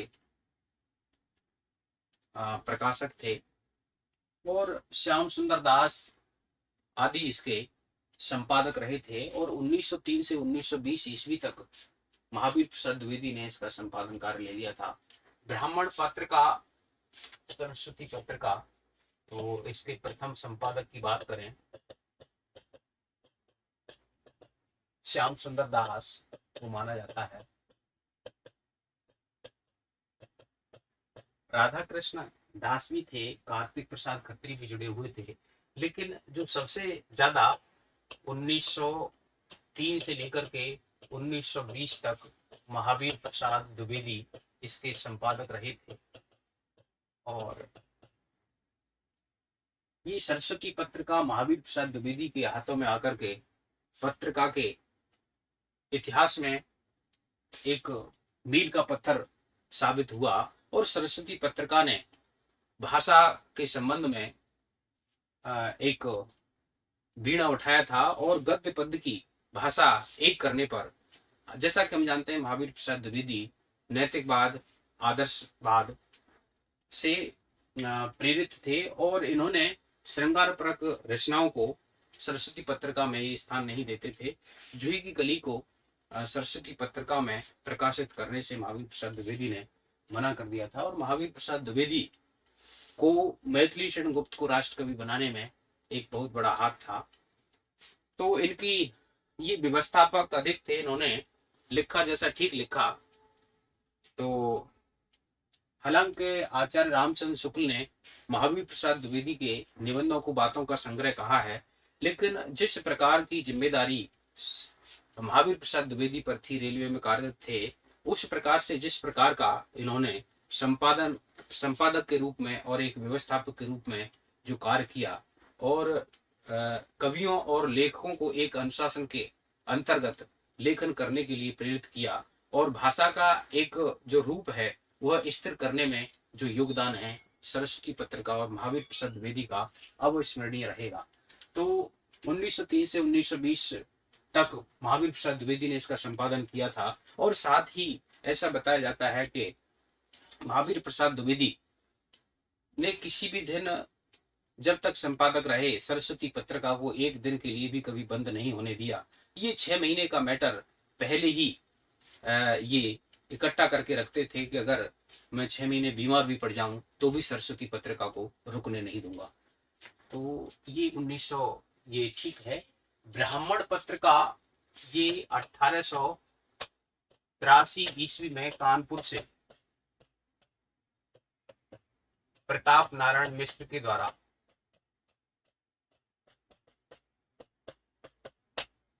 ये पत्रिका प्रकाशित हुई थी। तो ये गलत है, 1885 में नहीं 1883 में प्रकाशित हुई थी। और इनका बड़ा चर्चित कथन है कि ये पत्रिका ब्राह्मण पत्रिका को इन्होंने चलाया था और कानपुर में रसिक समाज की भी स्थापना की थी। बात, भों, धोखा, मुछ जैसे निबंध भी इनके चर्चित हैं।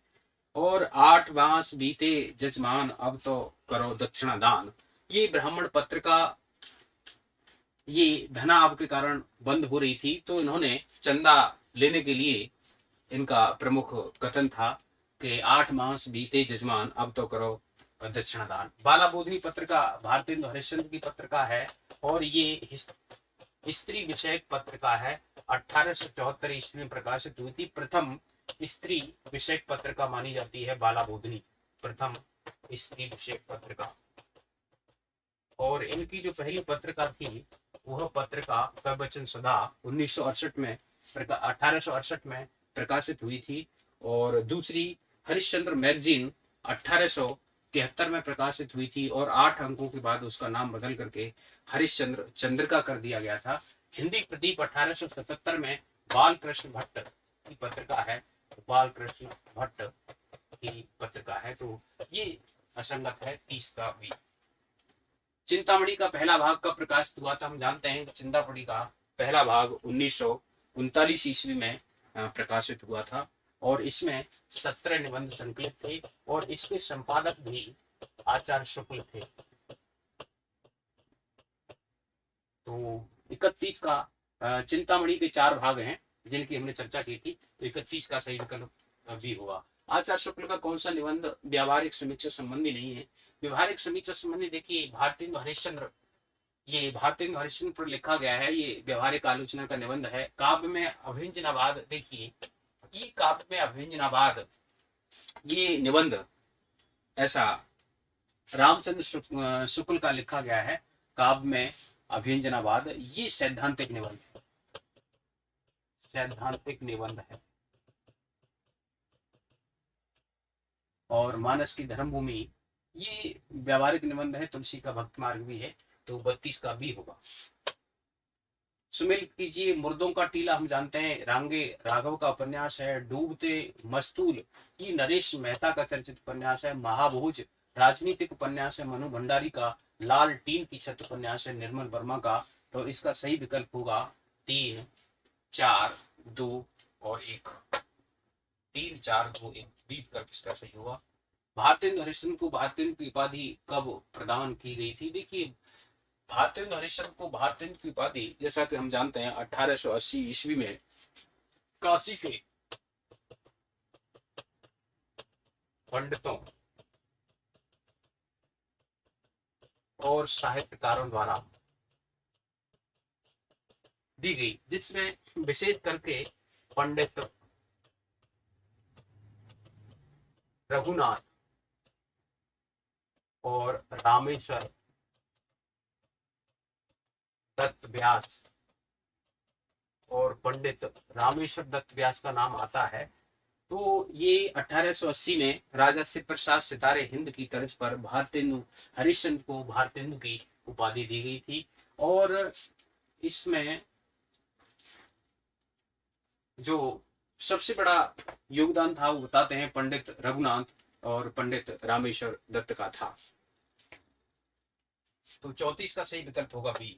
आगे देखिए, अंधा युग से उद्धृत प्रस्तुत कथन किस पात्र का है? मेरी ममता ही वहां नीति थी, मर्यादा थी। ये देखिए धृतराष्ट्र का कथन है। अंधा युग धर्मवीर भारती की कृति है। धर्मवीर भारती का एक गीत नाट्य है और ये 1955 ईस्वी में प्रकाशित हुआ था। ये धृतराष्ट्र का कथन है। काव्य दोषों की सर्वप्रथम वैज्ञानिक व्याख्या प्रस्तुत करने वाला ग्रंथ। देखिए, काव्य दोषों की सर्वप्रथम वैज्ञानिक व्याख्या प्रस्तुत करने वाले वामन थे और वामन का ग्रंथ हम जानते हैं काव्यालंकार सूत्रवृत्ति है। तो इसका सही विकल्प डी होगा 36 का। कुमार नारायण की काव्य कृति चक्रव्यूह की कतिपय रचनाएं क्षणवाद की धारणा से अनुप्राणित हैं। देखिए ये ठीक है।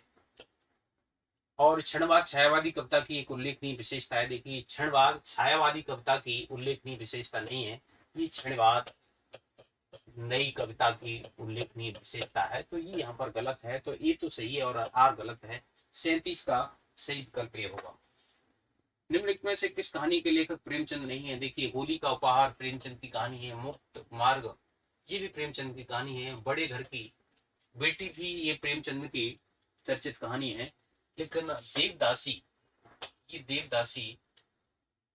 ये कहानी जयशंकर प्रसाद की है। तो ये इसमें 38 का डी विकल्प सही होगा। सुमेलित की ये साहित्य का इतिहास दर्शन जानते हैं नलिन विलोचन शर्मा का, ये हिंदी साहित्य का इतिहास है। भाषा काव्य संग्रह ये महेश दत्त शुक्ल का है।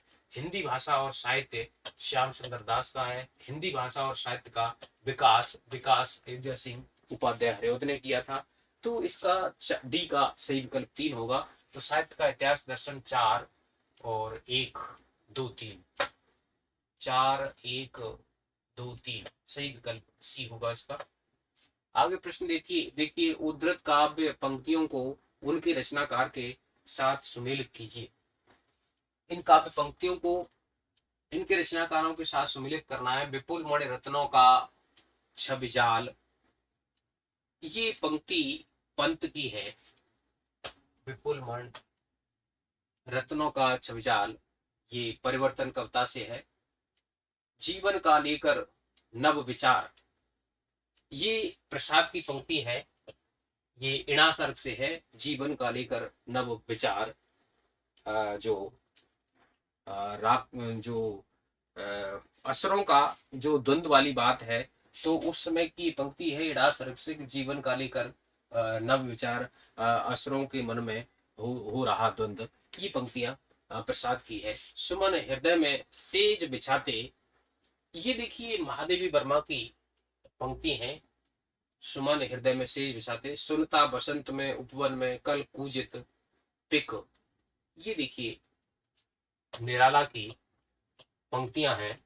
ये राम की शक्ति पूजा से पंक्तियां हैं कि सुनता बसंत में उपवन में कल कूजित पिक ये विभीषण राम को उद्बोधित कर रहा है और कह रहा है कि अगर राम अगर रावण से युद्ध को नहीं जीत पाते हो, इस प्रकार से आप हिम्मत हार रहे हो तो आपने मुझे राजा बनाने का वचन दिया है और क्या इसी प्रकार हिम्मत हारने से मैं राजा बन जाऊंगा? तो उसकी आगे की पंक्तियां हे राम तुम्हें धिक धिक ऐसे करके ये विभीषण की पंक्तियां हैं। ये राम की शक्ति पूजा से, राम की शक्ति पूजा। तो निराला की पंक्तियां हैं।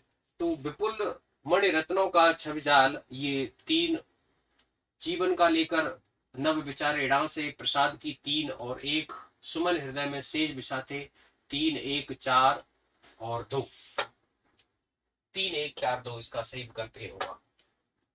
हिंदी भाषा का उद्गम और विकास ये डॉक्टर उदय नारायण तिवारी की चर्चित पुस्तक है।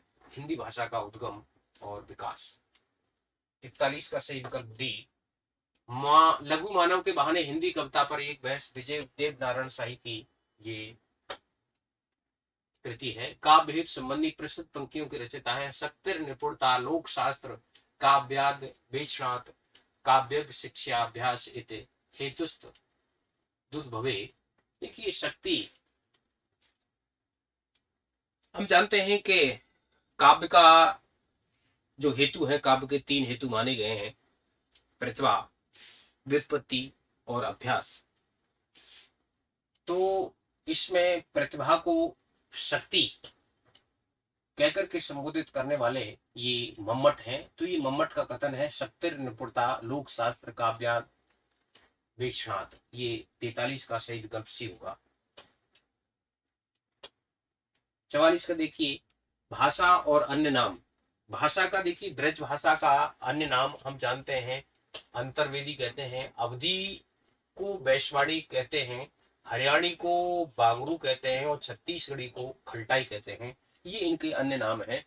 तो ब्रज भाषा का 3, अवधी का 4, 3, 4 और 1, 2, 3, 4, 1, 2 सी विकल्प इसका सही होगा। चंद्रकांता उपन्यास के संबंध में असत्य कथन को चिन्हित कीजिए। यह परीक्षा गुरु के बाद की कृति है। देखिए परीक्षा गुरु लाला श्रीनिवास दास का, लाला श्रीनिवास दास का उपन्यास है और इसका जो प्रकाशन वर्ष है परीक्षा गुरु का, यह प्रकाशन वर्ष 1882 ईस्वी है और आचार्य रामचंद्र शुक्ल ने इसको हिंदी का प्रथम उपन्यास माना है। हिंदी का प्रथम उपन्यास माना है परीक्षा गुरु को। इसमें असाधारण कल्पना शक्ति। देखिए चंद्रकांता ये देवकी नंदन खत्री की कृति है। तो इसमें हम जानते हैं कि देवकी नंदन खत्री तिलिस्मी उपन्यासकार थे और जब ये तिलिस्मी से संबंधित उपन्यासों की रचना कर रहे थे, उसी समय प्रेमचंद ने तिलिस्म से हट करके समाज को अपने उपन्यासों और कृतियों का केंद्र बनाया। तो कल्पना शक्ति तो तिलिस्मी में होगी ही, ये बात ठीक है। इसका प्रकाशन 1894 ईस्वी में हुआ था। देखिए चंद्रकांता का जो प्रकाशन है, चंद्रकांता 24 भागों में थी और इसका प्रकाशन 1882 से, इसका प्रकाशन 1888 से 91 के बीच हुआ था। 1882 से 88 से 1891 ईस्वी के बीच चंद्रकांता का प्रकाशन हुआ था। तो ये 1894 गलत है। इस उपन्यास में रहस्य को सुरक्षित रखने वाला कथा संगठन विद्यमान है। देखिए रहस्यात्मकता तो तिलिस्मी उपन्यासों में ये तो एक मुख्य गुण है, रहस्यात्मकता। तो ये ठीक है, ये गलत है। इसका प्रकाशन 1894 में नहीं हुआ था और परीक्षा गुरु के बाद की कृति, परीक्षा गुरु 1882 में इसका प्रकाशन होता है, लेकिन चंद्रकांता का 1888 से लेकर के 1891 तक इसके 24 भाग लिखे जाते हैं। तो यहाँ पर गलत विकल्प सी है, 45 का सी। गोस्वामी तुलसीदास की कुल कितनी कृतियों में उत्तरकांड संबंधी वर्णन प्राप्त होते हैं? देखिए इनकी जो 4 कृतियां हैं, 4 कृतियों में उत्तरकांड संबंधी 7 कांड है। 4 कृतियां हैं ऐसी। एक तो रामचरितमानस है, अवधी भाषा में लिखी गई है। दूसरी बर्वे रामायण है और तीसरी कवितावली है, इसमें भी उत्तरकांड है और चौथी गीतावली है। तो 4 में है, इसका सही विकल्प 46 का भी होगा। सुमेलित कीजिए। चंदायन 1379 की कृति है। मृगावती को आचार्य रामचंद्र शुक्ल ने लिखी। चंदायन को डॉक्टर नगेंद्र ने, सॉरी चंदायन ये मुल्ला दाऊद की कृति है। मुल्ला दाऊद की कृति है। 1379 इसका प्रकाशन वर्ष है। मृगावती 1503 की कृति है। ये ठीक है, आचार्य रामचंद्र शुक्ल ने इसे प्रेमाखंड काव्य परंपरा की प्रथम कृति माना है। मधुमालती 1545 है और पद्मावत का प्रकाशन वर्ष 1540 है। ये ठीक है। तो इनके 1, 2, 3, 4 सही विकल्प होंगे, यानी बी विकल्प सही होगा। प्रकाश प्रकाशन वर्ष के अनुसार विद्यानिवास मिश्र के निबंध संग्रहों का सही अनुक्रम क्या है? देखिए, विद्यानिवास मिश्र के निबंधों के सही अनुक्रम की अगर हम बात करें तो इसमें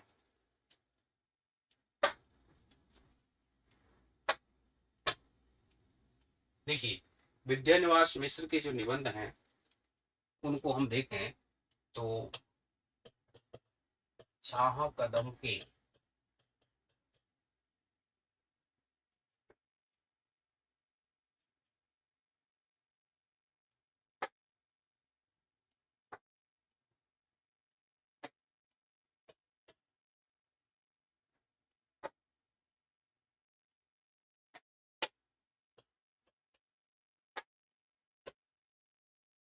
देखिए,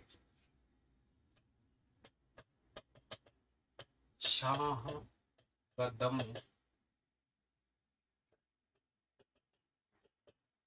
के पेड़ की चंदन का अंगार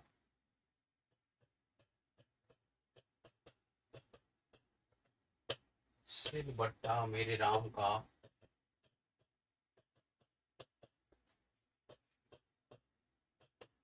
परम कटीले तार।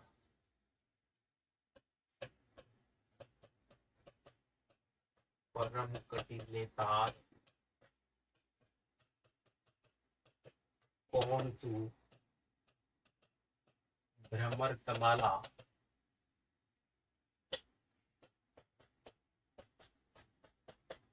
अंगद और शेफाल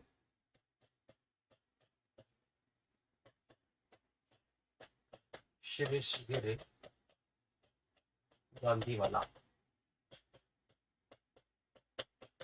देखिए, यहाँ से ये विद्यानिवास मिश्र के ये निबंध हैं। विद्यानिवास मिश्र के निबंधों को यहाँ से हम देख सकते हैं कि जो विद्यानिवास मिश्र के निबंध हैं ये छाह कदम के पेड़ की चंदन का अंगार।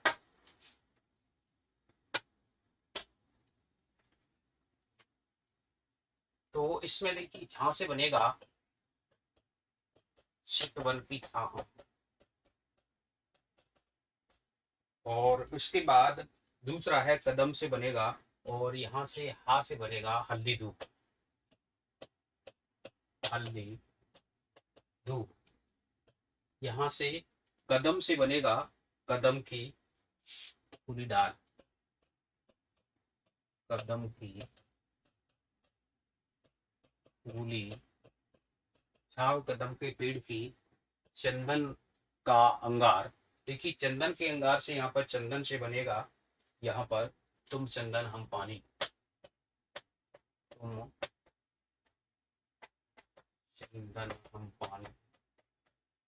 और यहाँ पर अंगार से बनेगा इसमें आंगन का पंछी और बंजारा मन। आंगन का पंछी और बंजारा मन। देखिए, सिल से बनेगा मैंने सिल पहुंचाई। चर्चित निबंध है विद्याराम मैंने सिल पहुंचाई, विद्यानिवास मिश्र का। और यहाँ से बा से आप मान लीजिए कि बा से बनेगा बसंत आ गया पर कोई उत्कंठा नहीं। बसंत आ गया पर कोई उत्कंठा नहीं। इसी प्रकार से यहाँ पर मेरे राम से बनेगा मेरे राम का मुकुट भीग रहा है। मेरे राम का मुकुट भीग रहा है। आगे परम से बनेगा परंपरा बंधन नहीं। परंपरा बंधन नहीं। इसी प्रकार से देखिए, यहाँ पर जो कटीले तार हैं तो कटीले तार से बनेगा यहाँ पर नंबर 10 कटीले तारों के आर पार। कटीले तारों के आर पार।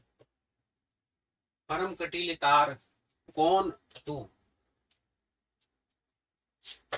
कौन तुसे, कौन तू फुलवा बीननहारी, बीननहारी। और भ्रमर से भ्रमरानंद के पत्र, भ्रमर से भ्रमरानंद के पत्र। और तमाल से तमाल के झरोके से।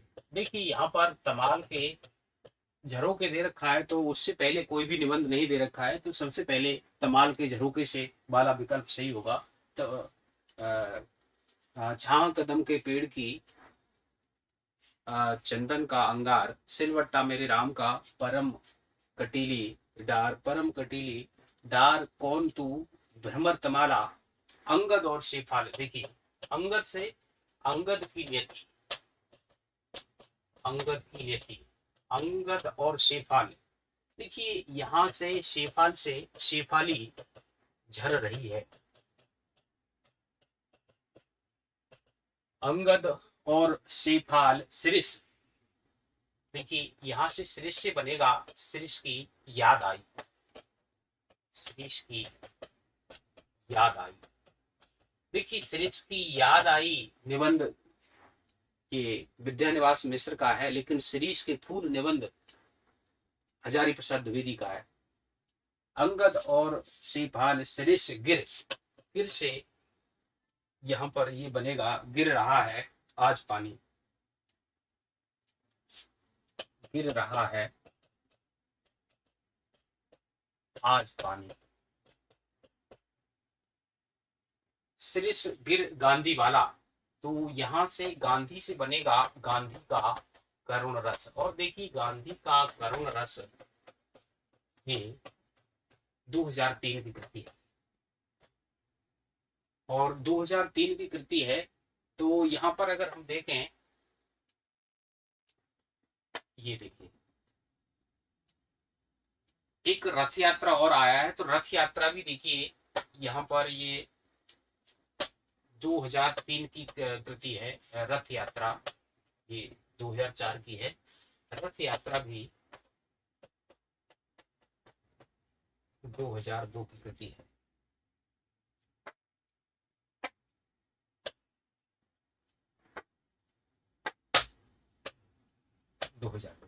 तो देखिए यहां से ये जो विद्यानिवास मिश्र के निबंध हैं, एक बार हम देखते हैं।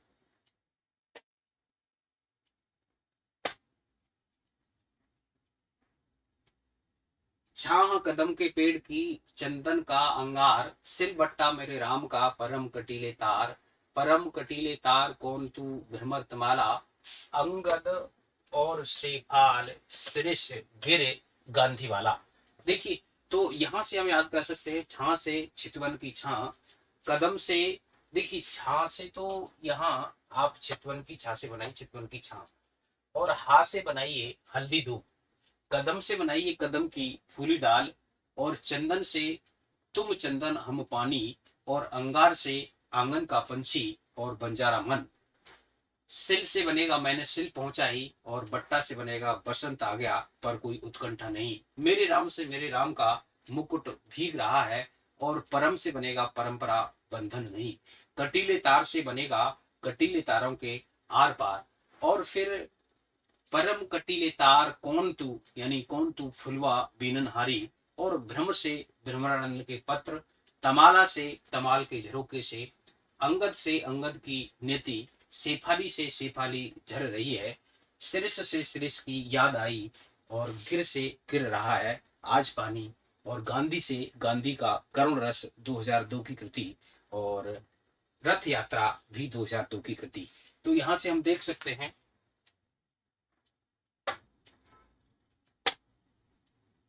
कि इनमें से निबंध संग्रह का सही अनुक्रम क्या है। तो सही अनुक्रम की बात करें, जहां कदम के पेड़ की चंदन का अंगार, सिलबट्टा मेरे राम का परम कटीली डार। देखिए यहां पर कोई आया नहीं अभी तक, परम कटीलीदार कौन तू भ्रमर तमाला। देखिए सबसे पहले आ गया तमाल के झरोके से, भ्रमर तमाला। अंगद, अंगद की नति देखिए है नहीं, अंगद और शेफाल, देखिए शेफाली आ गई, अंगद और शेफाल। शिरीष, शिरीष की याद आई, शिरीष गिर गिर रहा है आज पानी।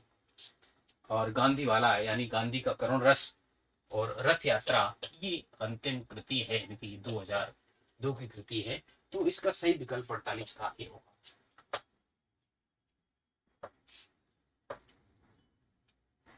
अंधा युग प्रकाशन वर्ष के अनुसार निम्नलिखित आत्मकथाओं का सही अनुक्रम क्या है।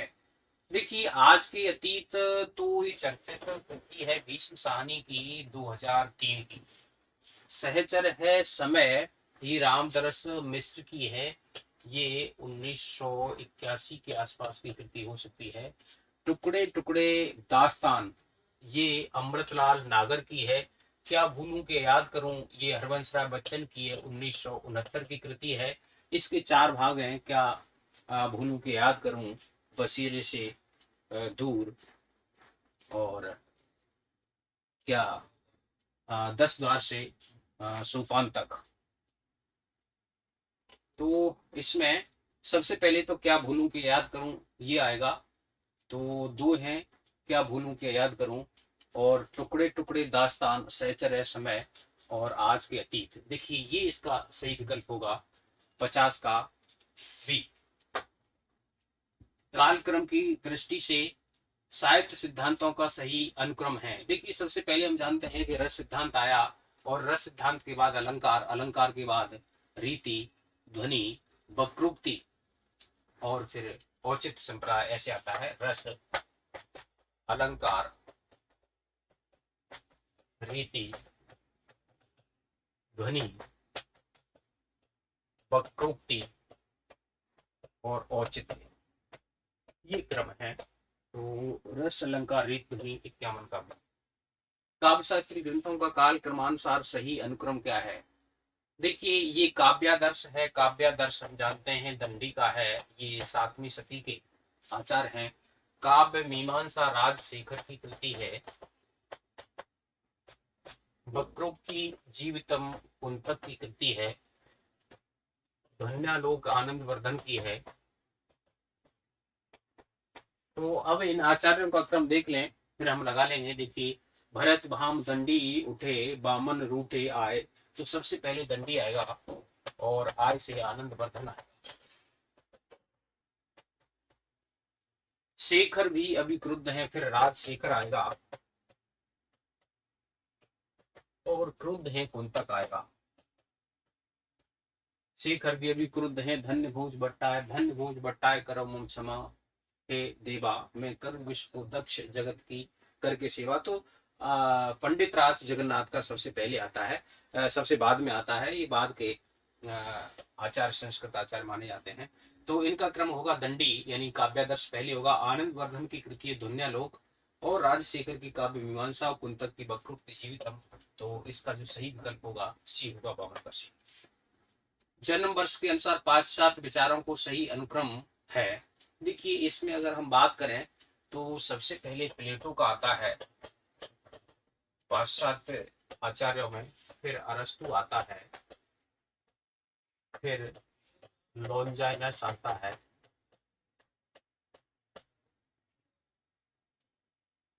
फिर ड्राइडन आता है, फिर वर्ड्सवर्थ आता है, वर्ड्सवर्थ आता है, फिर कार्लरिज आता है, फिर मैथ्यू अर्नाल्ड आता है, मैथ्यू अर्नाल्ड आता है, और फिर क्रोचे आता है, और फिर इलियट आता है, फिर रिचर्ड्स आता है,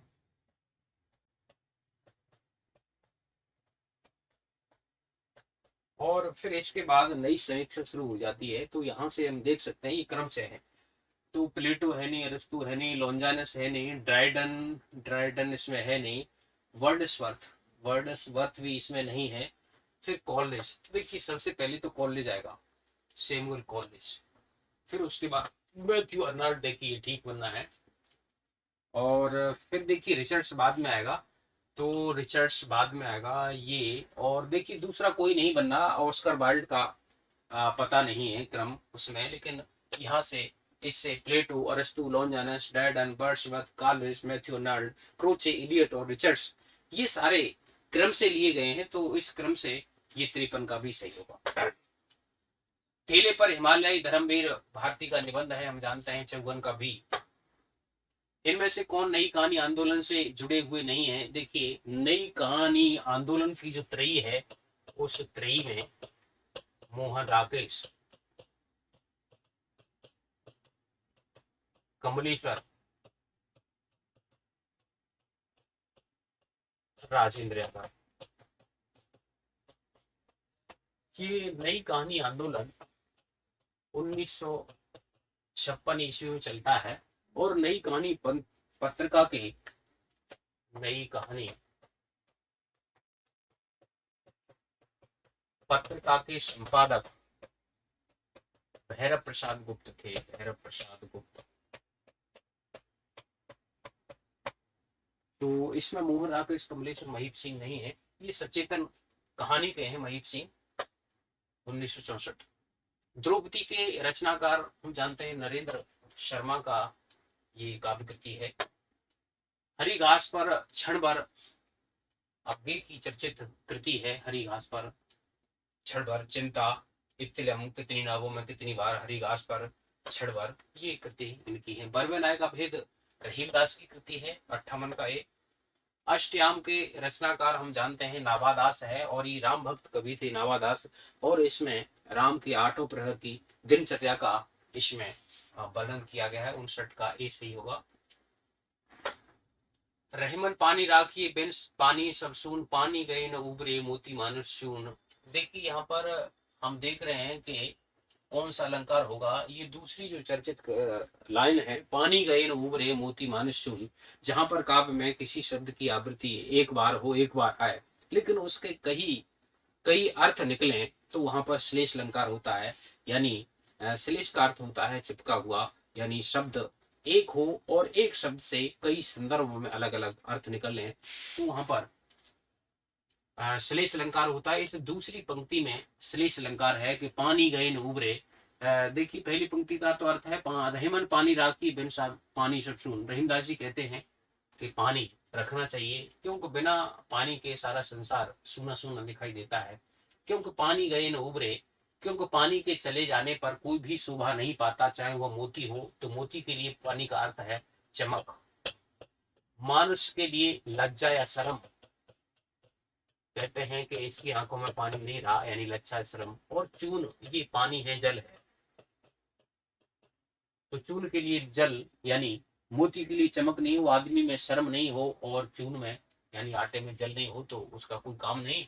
60 का सी विकल्प सही होगा। उपमा हम जानते हैं कि जहां पर एक वस्तु की गुण या किसी धर्म के आधार पर किसी एक वस्तु से तुलना किसी दूसरी चर्चित विश्व प्रसिद्ध वस्तु से की जाती है, तो हम कहते हैं कि वहां पर उपमा अलंकार होता है, जैसे सी मुख सुंदर चंद्र सुहाना।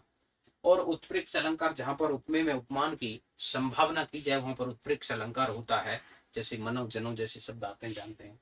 यमक, जब यहाँ पर एक किसी भी शब्द की आवृत्ति हो, लेकिन उसके अर्थ हर बार अलग अलग आते रहें, तो वहां पर यमक अलंकार होता है। तो 60 का सी विकल्प से होगा। हिंदी साहित्य का इतिहास लिखने वाले प्रथम लेखक इनमें से कौन थे? तो देखिए हम जानते हैं कि हिंदी साहित्य का इतिहास लिखने वाले जो प्रथम लेखक हैं, वो फ्रेंच विद्वान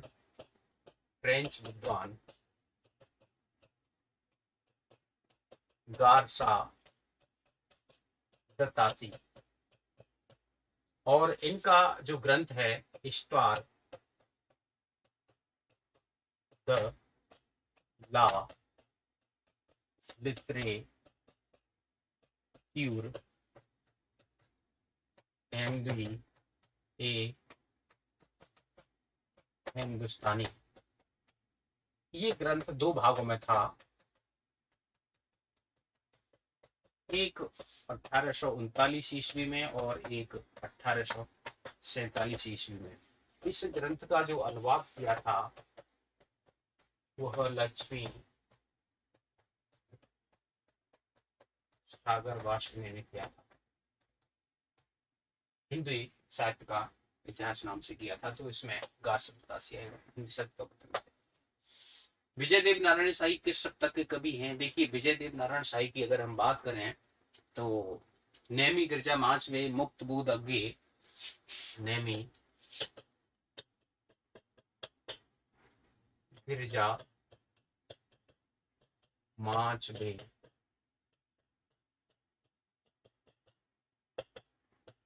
मुक्त बोध अग्गे, भूषण शर्मा सात कव सप्तक भी रजे,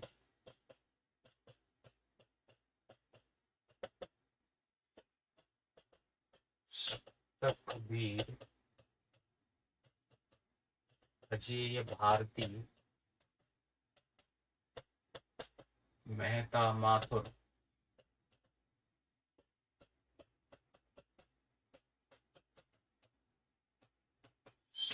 चले रघुवीर भवानी व्यास बहादुर तीजे सप्तक में हुए।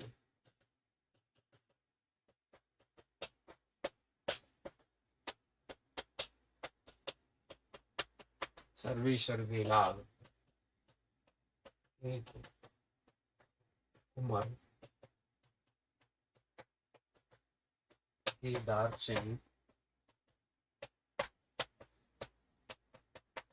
शाही मदन प्रयाग। देखिए, तो विजय देव नारायण शाही तो यहाँ पर नाम आ गया, तो तीसरे सप्तक में हुए थे, तो इसका सही विकल्प होगा तीसरा सप्तक। तो पहले जो सप्तक है नेमी चंद्र जैन गिरजा कुमार माथुर प्रभाकर माचवे मुक्त बोध अग्गे और भारत भूषण अग्रवाल रामविलास शर्मा, ये 7 कवि सप्तक के हैं।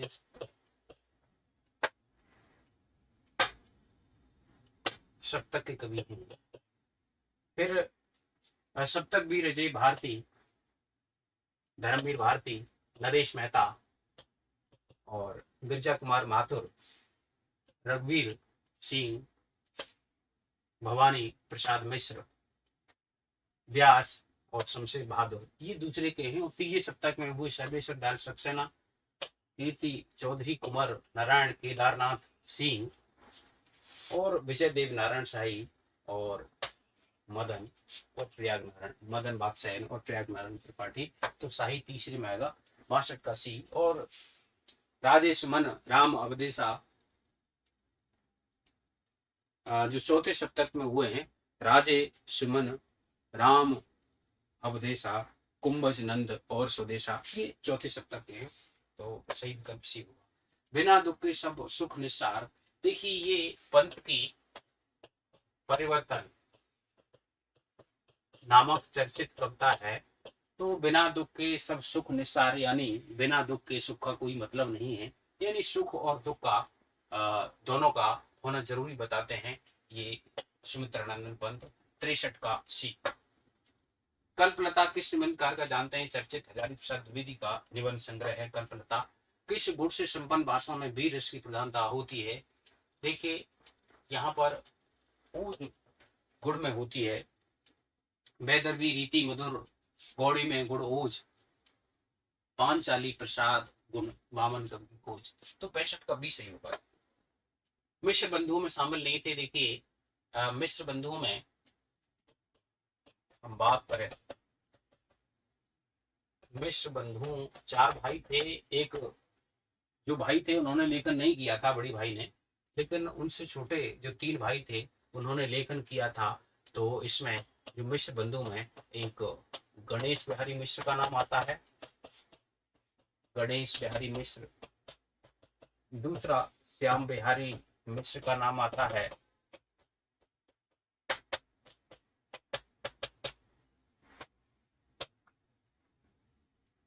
और एक सुखदेव बिहारी मिश्र।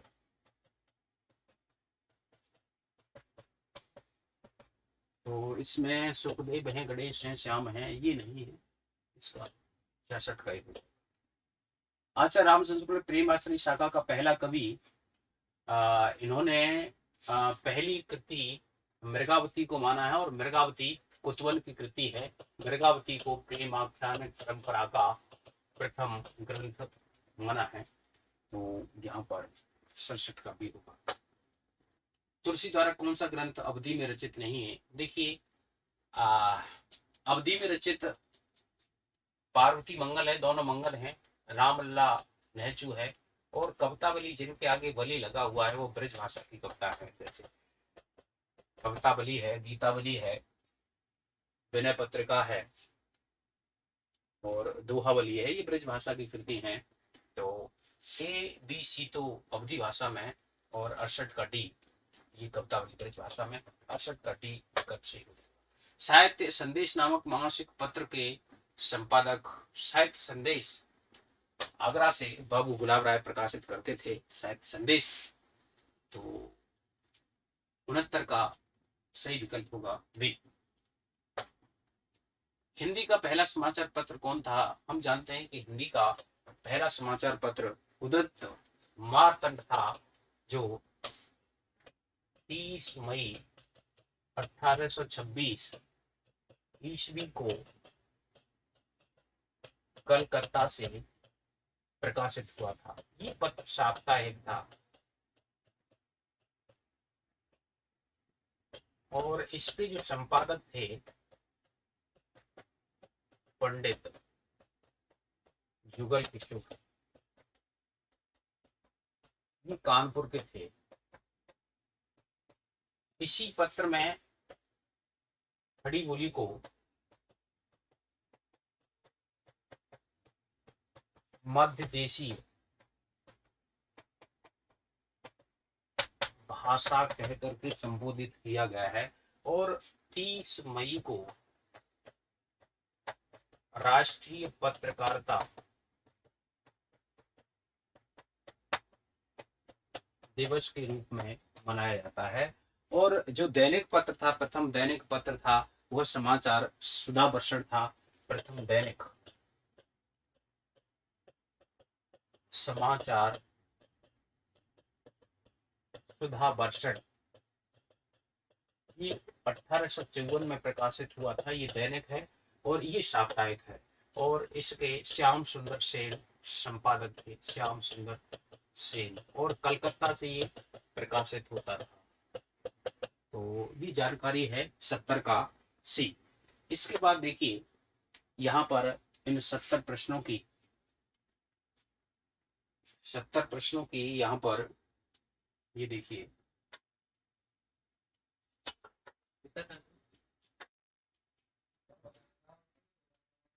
हो गया।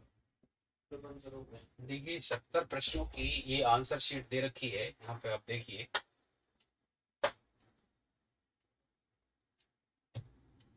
ये यहाँ पर तो देखिए ये 70 प्रश्न हैं। 70 प्रश्नों की आप इनकी प्रैक्टिस करिए और 70 प्रश्नों की उत्तर की दे रखी है। इस पेपर को दोबारा से आप देखिए और इसकी प्रैक्टिस करिए। तो जैसा कि हर बुधवार को 5:30 बजे इन 70 प्रश्नों की जो हिंदी से संपूर्ण साहित्य से प्रश्न उठाए जाते हैं, इसमें काव्य शास्त्र भी है, जिसमें भाषा विज्ञान भी है, जिसमें गद्य भी है, पद्य भी है और सारी विधाएं हैं इसमें। तो आज के लिए इतना ही।